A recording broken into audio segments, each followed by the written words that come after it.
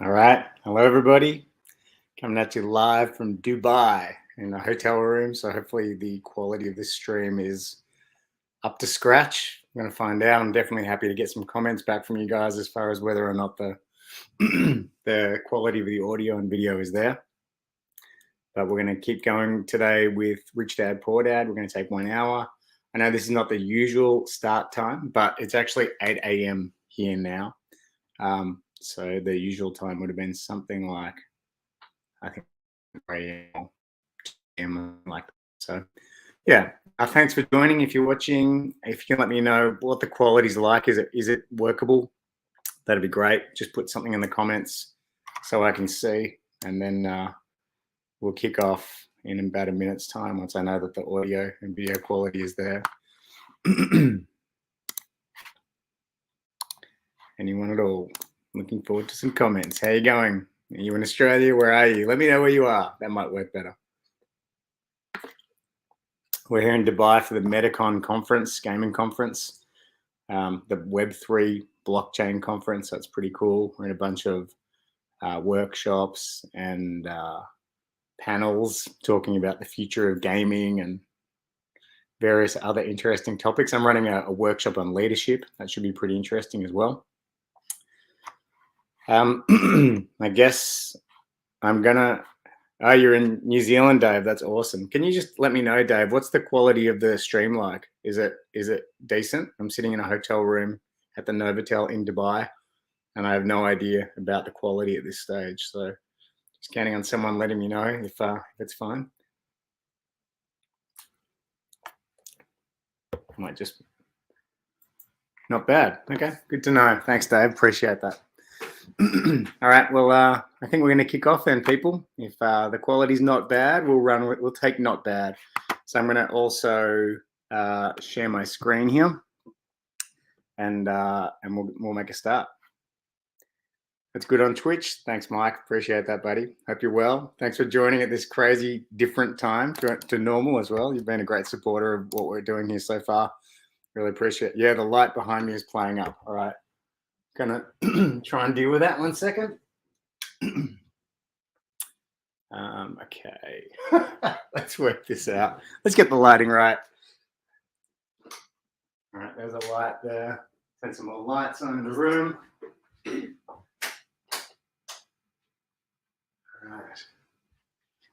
Let's see if that's going to be better or worse. It's hard to make this look good. We all know that, right? All right. If I sit close enough, the camera seems to not freak out as much. So I'm just going to have to sit really close to the camera for you all. All right, let's kick off. Okay. Now I could share my screen. I think I will. I'm going to share my screen. No, actually, because if I share my screen, I can't see comments. So I'm going to play a little bit of audio now, and if you can tell me if that plays, that'd be great. No, said Rich Dad, simply because it's easier to learn to work for money, especially if fear is your primary emotion. Okay, that was playing some audio. Did you hear the audio from the book?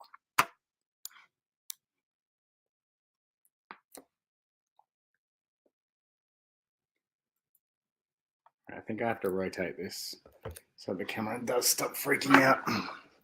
That's going to be better. Yep, great. Okay, all right, let's play then. Let's play the book. So as per usual, just put your comments into the chat as we go. I'll be putting my comments into the chat as we go, and we'll go from there. We'll stop periodically to discuss. And if I see comments that I think are definitely, something we could stop and discuss at the same time, we'll do that too. But this is a conversation. It's not just listening to a book, because we could all do that in our own time. Although it is fun to do things as a group, right? Okay, here we go. When the subject of money is discussed. I don't understand, I said with a frown. Don't worry about that for now. Just know that it's fear that keeps most people working at a job. The fear of not paying their bills, the fear of being fired, the fear of not having enough money, and the fear of starting over. That's the price of studying to learn a profession or trade and then working for money. Most people become a slave to money and then get angry at their boss. Learning to have money work for you is a completely different course of study? I asked. Absolutely, Rich Dad answered. Absolutely. We sat in the silence on that beautiful Hawaiian Saturday morning. My friends had just started their little baseball game, but for some reason I was now thankful I had decided to work for 10 cents an hour. I sensed that I was about to learn something my friends wouldn't learn in school. Ready to learn? Asked Rich Dad. Absolutely, I said with a grin. I have kept my promise. I've been teaching you from afar, my rich dad said. At 9 years old, you've gotten a taste of what it feels like to work for money. Just multiply your last month by 50 years, and you will have an idea of what most people spend their life doing. I don't understand, I said. How did you feel waiting in line to see me, once to get hired and once to ask for more money? Terrible, I said. If you choose to work for money, that is what life will be like, said Rich Dad. And how did you feel when Mrs. Martin dropped 3 dimes in your hand for 3 hours of work? I felt like it wasn't enough. It seemed like nothing. I was disappointed, I said. And that is how most employees feel when they look at their paychecks, especially after all the tax and other deductions are taken out. At least you got 100%. You mean workers don't get paid everything? I asked with amazement. Heavens no, said Rich Dad. The government always takes its share first. How do they do that? I asked. Taxes, said Rich Dad. You're taxed when you earn. You're taxed when you spend. You're taxed when you save. You're taxed when you die. Why do people let the government do that to them? The rich don't, said Rich Dad with a smile. The poor and the middle class do. I'll bet you that I earn more than your dad, yet he pays more in taxes. How can that be? I asked. At my age, that made no sense to me. Why would someone let the government do that to them? Rich Dad rocked slowly and silently in his chair, just looking at me. Ready to learn? He asked. I nodded my head slowly. As I said, there is a lot to learn. How to have money work for you is a lifetime study. Most people go to college for 4 years and their education ends. I already know that my study of money will continue over my lifetime, simply because the more I find out, the more I find out I need to know. Most people never study the subject. They go to work, get their paycheck, balance their checkbooks, and that's it. Then they wonder why they have money problems.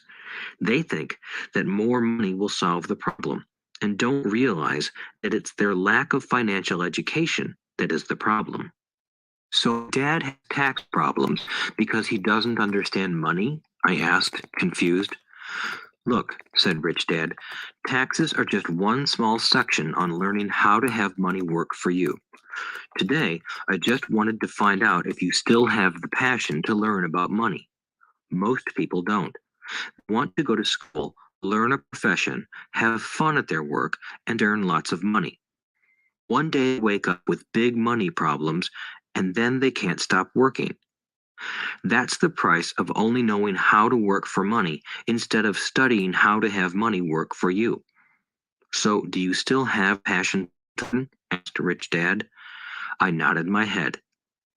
Good, said Rich Dad. Now get back to work. This time, I will pay you nothing. What? I asked in amazement. You heard me. Nothing. You will work the same 3 hours every Saturday, but this time you will not be paid 10 cents per hour. You said you wanted to learn to not work for money, so I'm not going to pay you anything. I couldn't believe what I was hearing. I've already had this conversation with Mike, and he's already working, dusting and stacking canned goods for free. You better hurry and get back. That's not fair, I shouted. You've got to pay something. You said you wanted to learn. If you don't learn this now, you'll grow up to be like the 2 women and the older man sitting in my living room, working for money and hoping I don't fire them. Or like your dad, earning lots of money only to be in debt up to his eyeballs, hoping more money will solve the problem. If that's what you want, I'll go back to our original deal of 10 cents an hour. Or you can do what most adults do. Complain that there is not enough pay, quit, and go looking for another job. But what do I do? I asked. Rich Dad tapped me on the head. Use this, he said. If you use it well, you will soon thank me for giving you an opportunity, and you will grow into a rich man. I stood there, still not believing what a raw deal I was handed. I came to ask for a raise, and somehow I was instead working for nothing. Rich Dad tapped me on the head again and said, Use this. Now, get out of here and get back to work. Lesson number 1. The rich don't work for money. I didn't tell my poor dad I wasn't being paid. He wouldn't have understood, and I didn't want to try to explain something I didn't understand myself. For 3 more weeks, Mike and I worked 3 hours every Saturday for nothing. The work didn't bother me, and the routine got easier. But it was the missed baseball games and not being able to afford to buy comic books that got to me. Rich Dad stopped by at noon on the 3rd week. We heard his truck pull up in the parking lot and sputter when the engine was turned off. He entered the store and greeted Mrs. Martin with a hug. After finding out how things were going in the store, he reached into the ice cream freezer, pulled out 2 bars, paid for them, and signaled to Mike and me. Let's go for a walk, boys. We crossed the street, dodging a few cars, and walked across a large, messy field where a few adults were playing softball. Sitting down at a lone picnic table, he handed Mike and me the tickets. How's it going, boys? Okay, Mike said. I nodded in agreement. Learn anything yet? Rich Dad asked. Mike and I looked at each other, shrugged our shoulders, and shook our heads in unison. Avoiding one of life's biggest traps. Well, you boys had better start thinking. You're staring at one of life's biggest lessons. If you learn it, you'll enjoy a life of great freedom and security. If you don't, you'll wind up like Mrs. Martin and most of the people playing softball in this park. They work very hard for little money, clinging to the illusion of job security and looking forward to a 3-week vacation each year and maybe a skimpy pension after 45 years of service. If that excites you, I'll give you a raise to 25 cents an hour. But these are good, hard-working people. Are you making fun of them? I demanded. A smile came over Rich Dad's face. Mrs. Martin is like a mother to me. I would never be that cruel. I may sound unkind because I'm doing my best to point something out to the 2 of you. I want to expand your point of view so you can see something most people never have the benefit of seeing because their vision is too narrow. Most people never see the trap they are in. Mike and I sat there, uncertain of his message. He sounded cruel, yet we could sense he was trying to drive home a point. With a smile, Rich Dad said, Doesn't that 25 cents an hour sound good? Doesn't it make your heart beat a little faster? I shook my head no, but it really did. 25 cents an hour would be big bucks to me. Okay, I'll pay you $1 an hour, Rich Dad said, with a sly grin. Now my heart started to race. My brain screamed, take it, take it. I could not believe what I was hearing. Still, I said nothing. Okay, $2 an hour. My little brain and heart nearly exploded. After all, it was 1956, and being paid $2 an hour would have made me the richest kid in the world. I couldn't imagine earning that kind of money. I wanted to say yes. I wanted the deal. I could picture a new bicycle, new baseball glove, and the adoration of my friends when I flashed some cash. On top of that, Jimmy and his rich friends could never call me poor again. But somehow, mouth stayed shut. The ice cream had melted and was running down my hand. Rich Dad was looking at 2 boys staring back at him, eyes wide open and brains empty. He was testing us, and he knew there was a part of our emotions that wanted to take the deal. He understood that every person has a weak and needy part of their soul that can be bought, and he knew that every individual also had a part of their soul that was resilient and could never be bought. It was only a question of which one was stronger. Okay, $5 an hour. Suddenly, I was silent. Something had changed. The offer was too big and ridiculous. Not many grown-ups in 1956 made more than that, but quickly my temptation disappeared and calm set in. Slowly, I turned to my left to look at Mike. He looked back at me. The part of my soul that was weak and needy was silenced. The part of me that had no price took over. I knew Mike had gotten to that point too. Good, said Rich Dad softly. Most people have a price, and they have a price because of human emotions named fear and greed. First, the fear of being without money motivates us to work hard. And then, once we get that paycheck, greed or desire starts us thinking of all the wonderful things money can buy. The pattern is then set. What pattern? I asked. The pattern of get up, go to work, pay bills, get up, go to work, pay bills. People's lives are forever controlled by two emotions, fear and greed. Offer them more money, and they continue the cycle by increasing their spending. This is what I call the rat race. There is another way? Mike asked. Yes, said Rich Dad slowly, but only a few people find it. And what is that way? Mike asked. That's what I hope you boys will learn as you work and study with me. That is why I took away all forms of pay. All right, that seems like a good place to stop and have a bit of a chat. So, just recapping some of the notes here. Yeah, I think that the chap where we were, because we didn't start at the beginning of the chapter, but we started off talking about how people, when we get angry, um, it's often we're not angry at the thing that actually made us angry. We're angry at something else. Often we can't distinguish that.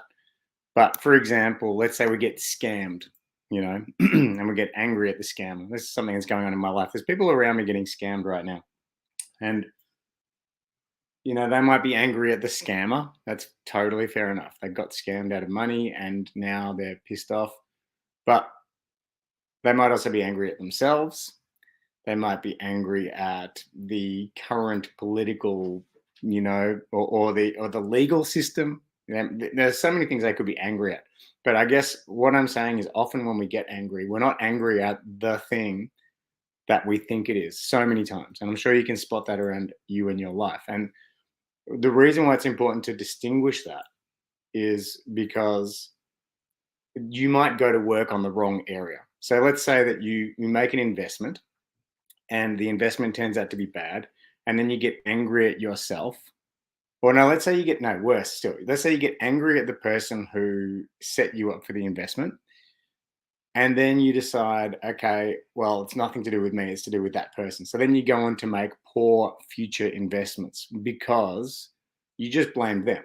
And in actual fact, you might, if you got angry at yourself, you might distinguish, oh, actually, I didn't put enough effort and preparation into this opportunity. So then, channeling your anger at them is very rarely going to actually yield any results.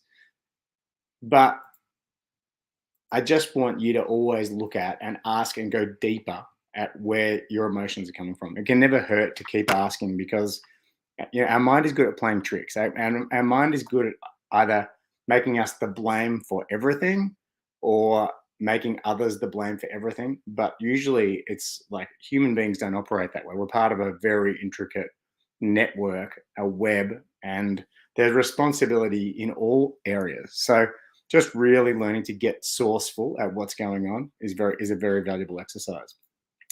Then knowledge is power. Like they talked about how the rich pay less taxes. And I think it's one of the ways that you can actually, it's hard to, people say knowledge is power all the time, but I think this is an interesting way to measure knowledge is power. If you understand the tax system and businesses and whatever else that other people may not have studied, you can find ways to pay less tax in a legal way. that is a perfect way to quantify that knowledge is power. So that just stood out for me there. And we often think that more is the answer. So now he's starting to go into talking about the trap, if you like. That's what he calls it, the trap of going out, working hard, getting to earn more, and then having a more expensive lifestyle, and so then having to keep leveling up, and that's you never get out of that cycle.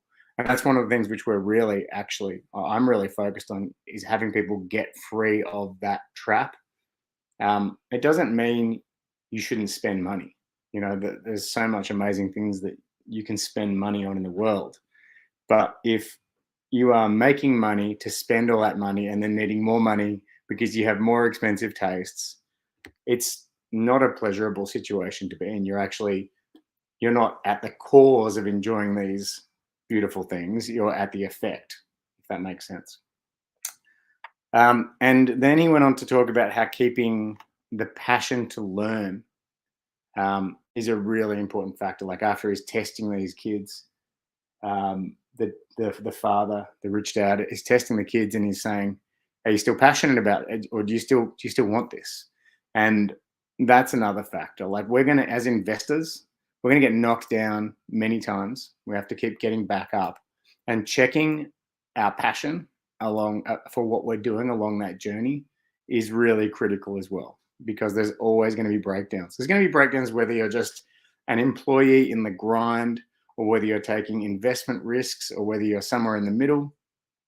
There's always going to be breakdowns, and staying present to what it is that we are passionate about through all of that is a critical factor as well.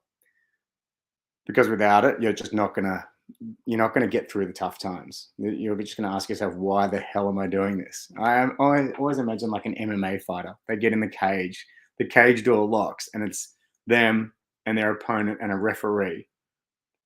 And they must just say to themselves sometimes, what the hell am I doing? Just that split second. I'm putting myself in extreme danger here. And I'm sure that then their mind will switch over and they'll say, hang on a second, I just love what I'm doing here. Yes, I could get badly hurt, but I love what I'm doing. And that's what has them, whether they win or lose, whether they're injured or not, go back to the gym as soon as they can and keep going. Like they're addicted to that, and they're passionate about that mission. So yeah, just make sure that you are passionate about your mission. And then he talks about how job security is an illusion. And I really totally agree with that. Like I can't stress enough, as someone who employs people, that like I don't see that much of a difference between the people that I employ and myself. We're all in this boat together. Like we all need to be leaders. We all need to cause the success of the company, because if we don't, none of us are getting paid. None of us have a job. So yes, some companies do manage to get to a size where that's no longer the case, but that's pretty rare. So most people are in a situation where they just have this false sense of security in their job, and as a result, they become complacent, or they lose their passion for their mission. All sorts of it's a numbing effect, in my view. That illusion, it doesn't really cause people, like they're too busy trying to defend their role or their job, and too busy spending time worrying about their job to actually like use that energy for a better reason. So hopefully that lands and makes some sense. Cool. Great. Unless anyone else has any comments that they want to add in here, we're going to keep going. It's 8:20. Oh no, we're 25 minutes into this stream, and this stream is going to end on time in another 35 minutes. So yeah, let's keep going. But if anyone has anything, please put comments into the chat. We'll stop. We'll talk about them. You don't want to just hear my voice and this guy's voice all the time. We can make this a conversation for everybody. Any hints? Mike asked. We're kind of tired of working hard, especially for nothing. Well, the first step is telling the truth, said Rich Dad. We haven't been lying, I said. I did not say you were lying. I said to tell the truth, Rich Dad retorted. The truth about what? I asked. How you're feeling, Rich Dad said. You don't have to say it to anyone else. Just admit it to yourself. You mean the people in this park, the people who work for you, Mrs. Martin, they don't do that? I asked. I doubt it, said Rich Dad. Instead, they feel the fear of not having money. They don't confront it logically. They react emotionally instead of using their heads, Rich Dad said. Then they get a few bucks in their hands, and again, the emotions of joy, desire, and greed take over. And again, they react instead of think. So their emotions control their brain, Mike said. That's correct, said Rich Dad. Instead of admitting the truth about how they feel, they react to their feelings and fail to think. They feel the fear, so they go to work, hoping that money will soothe the fear, but it doesn't. It continues to haunt them, and they return to work, hoping again that money will calm their fears, and again, it doesn't. Fear keeps them in this trap of working, earning money, working, earning money, hoping the fear will go away. But every day they get up, and that old fear wakes up with them. For millions of people, that old fear keeps them awake all night, causing a night of turmoil and worry. So they get up and go to work, hoping that a paycheck will kill that fear gnawing at their souls. Money runs their lives, and they refuse to tell about that. Money is in control of their emotions and their souls. Rich Dad sat quietly, letting his words sink in. Mike and I had heard what he said, but didn't understand fully what he was talking about. I just knew that I often wondered why grown-ups hurried off to work. It did not seem like much fun, and they never looked that happy, but something kept them going. Realizing we had absorbed as much as possible of what he was talking about, Rich Dad said, I want you boys to avoid that trap. That is really what I want to teach you. Not just to be rich, because being rich does not solve the problem. It doesn't? I asked, surprised. No, it doesn't. Let me explain the other emotion, desire. Some call it greed, but I prefer desire. It's perfectly normal to desire something better, prettier, more fun, or exciting. So people also work for money because of desire. They desire money for the joy they think it can buy. But the joy that money brings is often short lived, and they soon need more money for more joy, more pleasure, more comfort, and more security. So they keep working, thinking money will soothe their souls that are troubled by fear and desire. But money can't do that. Even rich people do this? Mike asked. Rich people included, said Rich Dad. In fact, the reason many rich people are rich isn't because of desire, but because of fear. They believe that money can eliminate the fear of being poor, so they amass tons of it, only to find the fear gets worse. Now they fear losing the money. I have friends who keep working even though they have plenty. I know people who have millions who are more afraid now than when they were poor. They're terrified of losing it all. The fears that drove them to get rich got worse. Okay, I think that's an important place to stop and have a little bit of a chat, because fear drives a lot of things within us. And people think that money will alleviate those fears. Like, they have desires and they have these fears, and they just start to amass money. But actually, there's no cheese down that tunnel. That's the best way I can put that. The more money they amass, the more they feel they have to protect things. The more they have this kind of, they start to look good in front of other people. It's like, oh, look at that guy or girl, they're really making it. And then they have to keep up the appearance of making it. And then so they have to spend more to keep up that appearance. That's sort of that trap thing. But there's more and more to protect, more and more to then be worried about losing, etc. So when it comes to investing, if your motive for investing is getting rid of the fears that you have and fulfilling the desires that you have, that is something to inspect. I'm saying that those are bad things. It's important not to make things good, bad, right, wrong. But for me, investing is about investing. Like, I just really enjoy it. I am not in it for making money today. I've lost and regained my investments many times over the years. And what's kept me sane, I guess, throughout all of that is just loving the journey.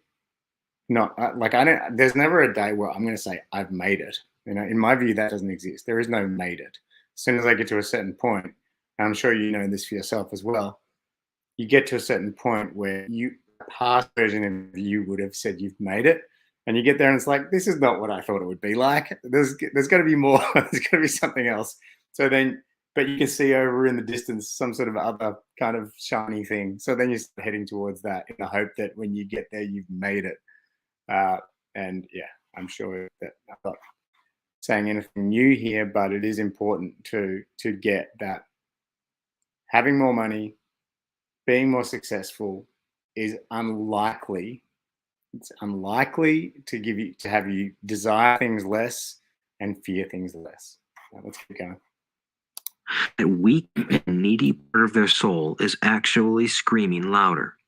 They don't want to lose the big houses, the cars, and the high life money has bought them. They worry about what their friends would say if they lost all their money. Many are emotionally desperate and neurotic, although they look rich and have more money.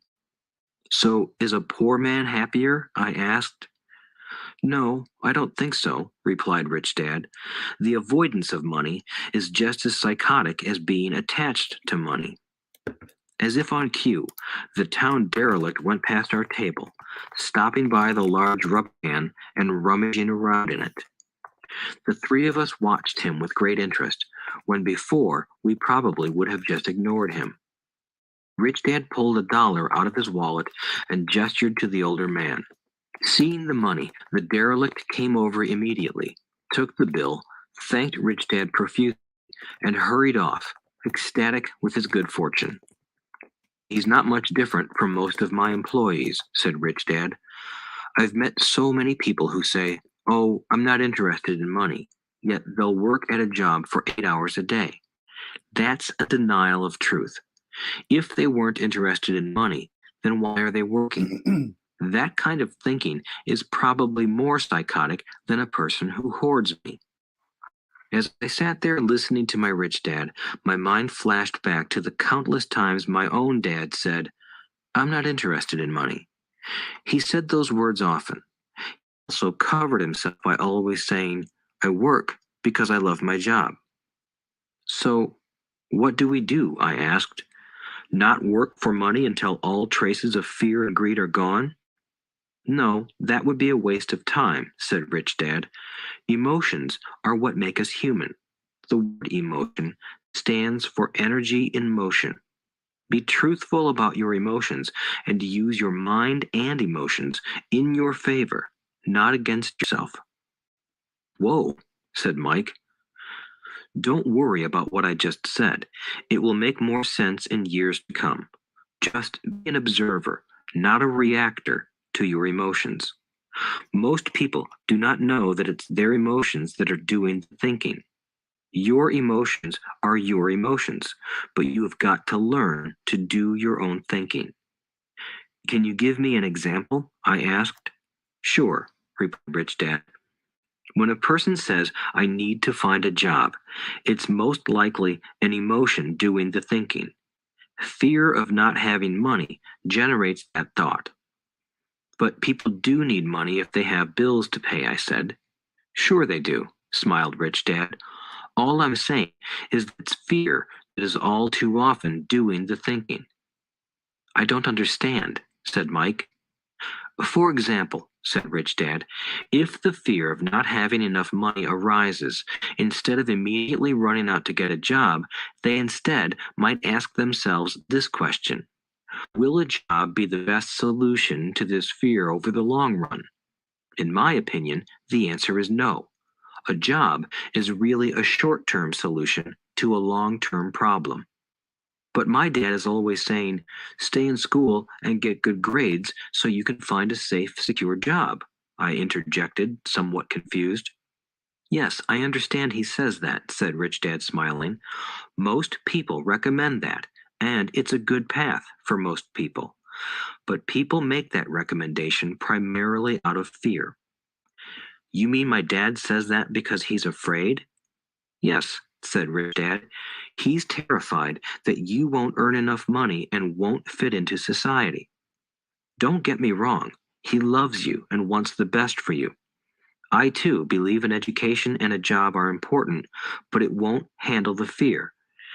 You see, that same fear that makes him get up in the morning to earn a few bucks is the fear that is causing him to be so fanatical about your going to school. So, what do you recommend? I asked. I want to teach you to master the power of money instead of being afraid of it. They don't teach that in school, and if you don't learn it, you become a slave to money. It was finally making sense.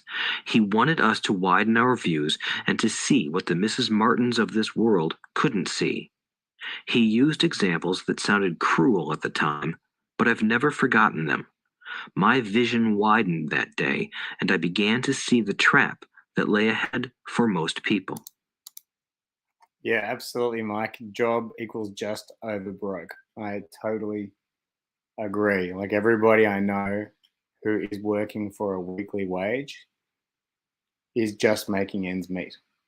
And if they're not, it's only a matter of time until they stretch their life until they're just making ends meet. So, yeah, 100% agree with you there. Just something that was coming to me as I was listening to that was the reason I ended up in business. I ended up in business at 19. I'm 48 now. But it was also because of fear. Like what happened was I finished school, I started to go to uni doing computer science, and I dropped out because I just wasn't well trained for academic success. Let's put it that way. Like I didn't study. I was more interested in partying, etc. And my version of fear, the way fear showed up for me was I don't want to go get a job because then I'll have to do what people tell me and I'll probably let them down. So, in reflection, I ended up in business for luck, really, not luck, but just the way that I reacted to things was actually I ended up in business due to fear. So my solution wasn't to go get a job, although I did go get a couple of jobs when I couldn't make the business work. Like that was more desperation, more fear. Okay, I'll go get a job. But the thing is, a lot of the decisions that led me to this point in life were fear driven. And it's late in my life. Well, not late because I'm still a baby in the grand scheme of things at 49 nearly.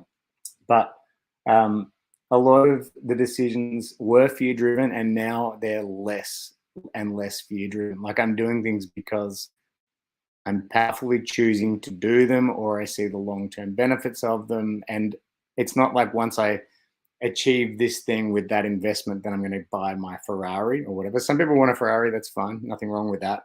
But to me, that doesn't drive me at all. It's like I want to get the knowledge to make great choices and make great investments and to be an inspiration and a leader to other people, not necessarily for some little bit of momentarily personal gain. And also that freedom that we're talking about here. So it's not a just over broke situation, enables me to be more of a service to others, whether that's to my children or other people. And so learning to make choices that are not fear-based is a great reason for investing, as far as I'm concerned. But it can't be I'm going to buy this NFT and then tomorrow I'm going to be able to pay my bills with it. Like that's a fear solution. That's buying an NFT because you're hoping it's going to go up in value, so that you can, make these bill payments. That in my view, that's investing out of fear, which is just the same as having a job out of fear. Hence why I wanted to share about my business background, because it was driven by, and as a result of that fear driven stuff is really stressful. Like having businesses when you already think you're going to let people down is challenging as hell, and you're unlikely to make good decisions in those times. So yeah, getting yourself more and more out of the fear, out of the traps, is going to lead to better decisions. You see, we're all employees ultimately. We just work at different levels, said Rich Dad. I just want you boys to have a chance to avoid the trap caused by those two emotions, fear and desire. Use them in your favor, not against you. That's what I want to teach you. I'm not interested in just teaching you to make a pile of money. That won't handle the fear or desire. If you don't first handle fear and desire, and you get rich, you'll only be a highly paid slave. So, how do we avoid the trap? I asked. The main cause of poverty or financial struggle is fear and ignorance, not the economy or the government or the rich. It's self inflicted fear and ignorance that keep people trapped. So, you boys go to school and get your college degrees, and I'll teach you how to stay out of the trap. The pieces of the puzzle were appearing. My highly educated dad had a great education and a great career, but school never told him how to handle money or his fear of it. It became clear that I could learn different and important things from two fathers. So you've been talking about the fear of not having money. How does the desire for money affect our thinking? Mike asked. How did you feel when I tempted you with a pay raise? Did you notice your desires rising? We nodded our heads. By not giving in to your emotions, you were able to delay your reactions and think. That is important. We will always have emotions of fear and greed. From here on in, it's imperative for you to use those emotions to your advantage, and for the long term, to not let your emotions control your thinking. So in chess, there's this thing I'm learning about at the moment called candidate moves. And the idea behind that is because when I play chess, especially if my opponent's moving quickly, I want to move quickly. If people around me in investing are moving quickly, I want to move quickly, right? But the concept of candidate moves means look across the board and come up with multiple options as candidate options, and then select the option that's going to work best, right?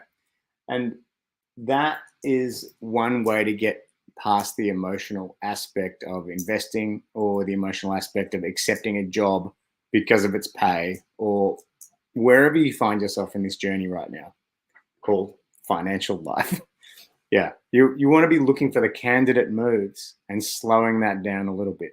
Like yes, sometimes things come at you and you have a very small window, and I think we've already talked about that in previous book clubs. Like there is power in making a bold choice in a heartbeat, but there is also a lot to be said for most of your time looking at the candidate moves and calculating and choosing the best option. Not analysis paralysis. That's something completely different. Again, like analysis paralysis is another type of fear. Most people use fear and greed against themselves. That's the start of ignorance.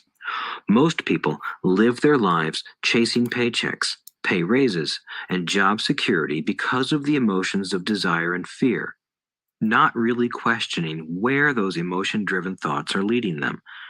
It's just like the picture of a donkey dragging a cart with its owner dangling a carrot just in front of its nose. The donkey's owner may be going where he wants to, but the donkey is chasing an illusion. Tomorrow, there will only be another carrot for the donkey. You mean the moment I pictured a new baseball glove, candy, and toys, that's like a carrot to a donkey? Mike asked.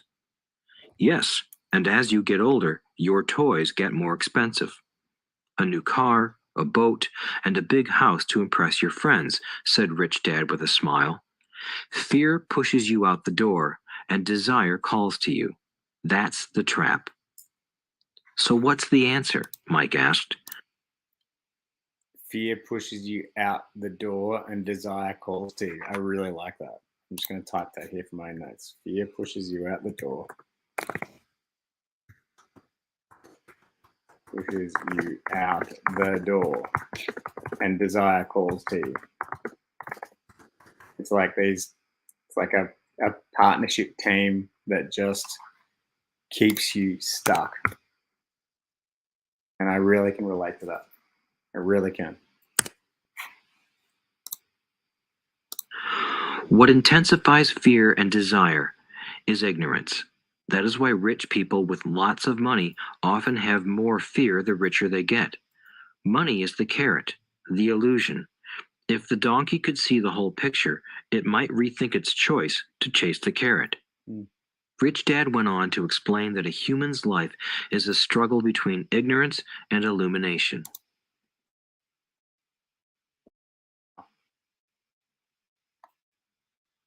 again, I like some of these things in this book are just easy to brush off tiny comments, but I really do see that, for example, if people could see that the choices they're making now are just going to lead them to disappointment later on, would they rethink everything? And most, I'd say everybody would.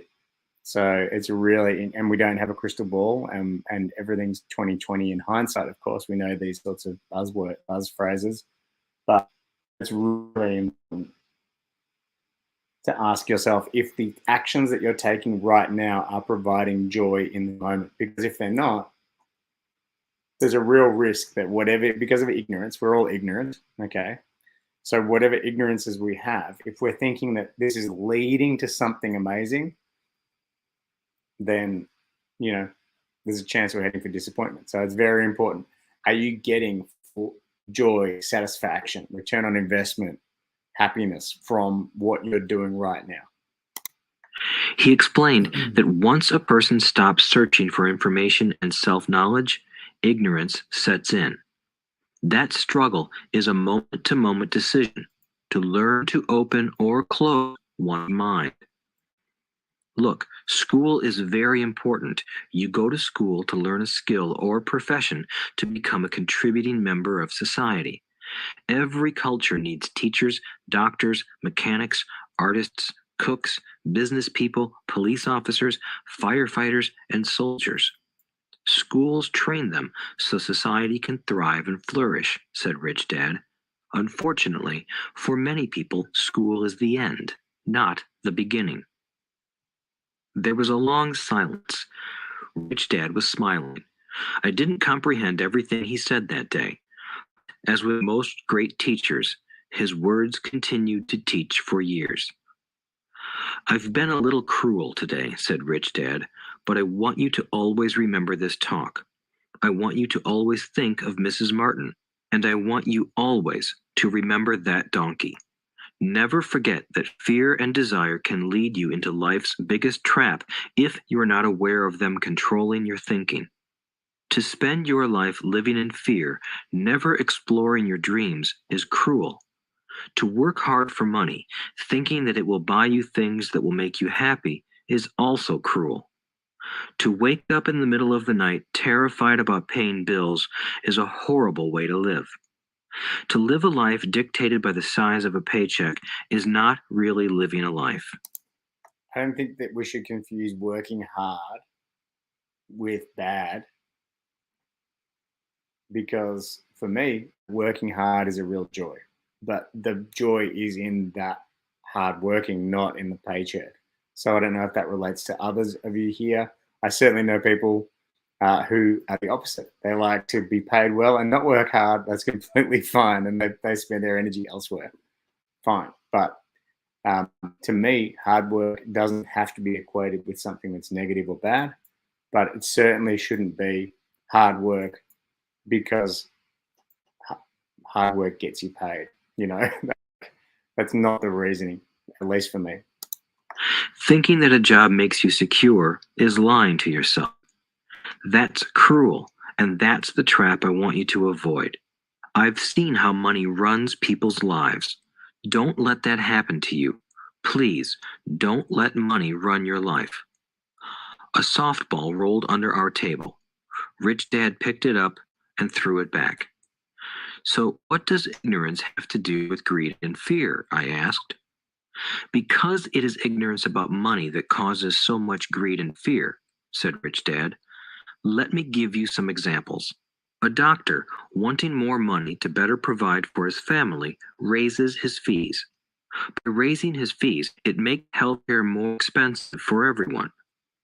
It hurts the poor people the most, so they have worse health than those with money. Because the doctors raise their fees, the attorneys raise their fees. Because the attorneys' fees have gone up, school teachers want a raise, which raises our taxes, and on and on and on.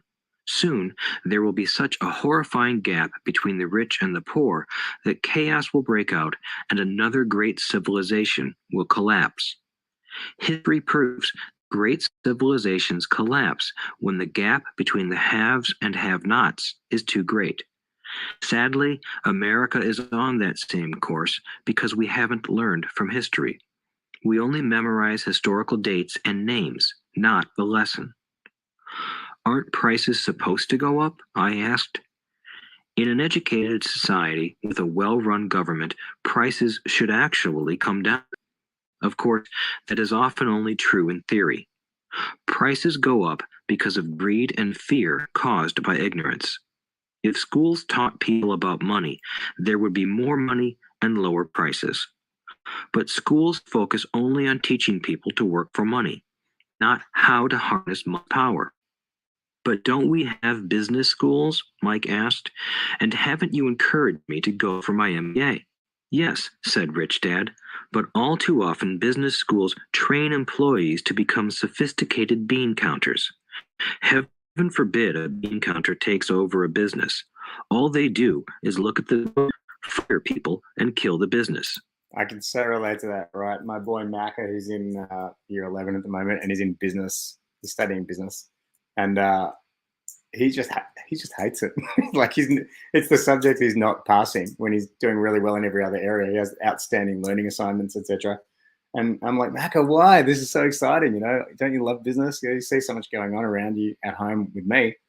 And he's like, but this is all about supply and demand and macroeconomics and all. And I remember it took me straight back to my business classes at school, which I also did really badly in. And it really makes sense. Like the schools are creating business as this kind of bean counting exercise, and that's not where the excitement is. That's not where the creativity is. Obviously, businesses need these people, but it's not really a true reflection of what business is, I don't think, and that's probably a whole separate conversation. But it stands out to me that like the bean counting aspect of business is really another fear driving exercise, like budgeting and we don't have the money for this, those sorts of conversations, which are obviously they're important. Don't get me wrong, but they're driven by fear and desire. And nowadays, I see business as a real creative expression. Let's fly to Dubai. Let's represent this amazing project to a bunch of other amazing projects and make contacts that are going to pave the way for amazing growth and development for us all for the next 3 years, for example, means so much more to me than the dollars that we could make or the dollars that we could spend. So yeah, that's kind of where what businesses come full circle for me, and investing, all of these things tied in together have come full circle to me to represent amazing human connections in the process more than the money. The money will come. I know this because I hire bean counters. All they think about is cutting costs and raising prices, which cause more problems. Bean counting is important. I wish more people knew it, but it, too, is not the whole picture, added Rich Dad angrily. So, is there an answer? Asked Mike. Yes, said Rich Dad. Learn to use your emotions to think, not think with your emotions. When you boys mastered your emotions by agreeing to work for free, I knew there was hope. When you again resisted your emotions when I tempted you with more money, you were again learning to think in spite of being emotionally charged. That's the first step. Looking for candidate. Why is that step so important? I asked. Well, that's you to find out. If you want to learn, I'll take you boys into the briar patch, a place everyone else avoids. If you go with me, you'll let go of the idea of working for money and instead learn to have money work for you. And what will we get if we go with you? What if we agree to learn from you? What will we get? I asked.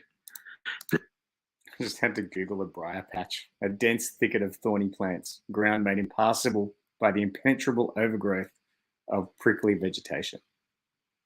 So yeah, the path to this sort of breakthrough is dense, overgrown, not well traveled. Most people don't elect for that. They would rather go where the schools have taught them to go, get a job, have a career, settle down, get married, all of those things. It's great. It's all wonderful. Nothing's wrong with it. But you'd be surprised how many people are caught in traps as a result of those choices. The same thing Brer Rabbit got, said Rich Dad, referring to the classic children's story. Is there a briar patch? I asked. Yes, said Rich Dad. The briar patch is our fear and greed. Confronting fear, weaknesses, and neediness by choosing our own thoughts is the way out. Choosing our thoughts? Mike asked, puzzled. Yes, choosing what we think rather than reacting to our emotions. Instead of just getting up and going to work because not having the money to pay your bills is scaring you, ask yourself, is working harder at this the best solution to this problem? Most people are too afraid to rationally think things through and instead run out the door to a job they hate. The tar baby is in control. That's what I mean by choosing your thoughts. And how do we do that? Mike asked. That's what I will teach you. I'll teach you to have a choice of thoughts rather than a knee-jerk reaction, like gulping down your morning coffee and running out the door. Remember what I said before. A job is only a short-term solution to a long-term problem. I had to Google tar baby as well. And that is a difficult problem that is only aggravated by attempts to solve it. A difficult problem that is only aggravated by attempts to solve it. I think we're pretty much out of time for today, but hopefully you're left with like an opening for looking at what fears are driving you, what desires are driving you, and where this book is hopefully going to take us is breakthroughs in why we're doing what we're doing, and hopefully looking at better candidate options, like not dealing with our emotions, like having emotions. We're human beings. We're going to have heaps of emotions, but not letting them run the show, because when they do, when we let our life be run with our emotions, then what plays out is like the default setting for our life. It's like we're not being steered then. Our emotions are steering us. But if we can get our emotions, like see, okay, I'm having a fear related emotion about this investment or this choice or this job or whatever. And then we can say, but okay, what are my options now? What are my candidate moves? Then we can start to really be in control of our lives and take it to somewhere that really excites us and inspires us and will deliver a lot of money down the track. All right. Well, thank you very much. I'm a little bit tired today. It's been quite an adjustment to the Dubai time. There's like a 6-hour difference, and it's been challenging. So if I'm a little bit stumbly in my thoughts and words today, I apologize for that. But hopefully you got something great. I know I did. I enjoyed spending time with you. And we'll be doing it all again next week, and I'll be back in Melbourne for that. So thanks again, everybody. Have a great Friday, have a great Saturday and Sunday, and a week ahead. Cheers.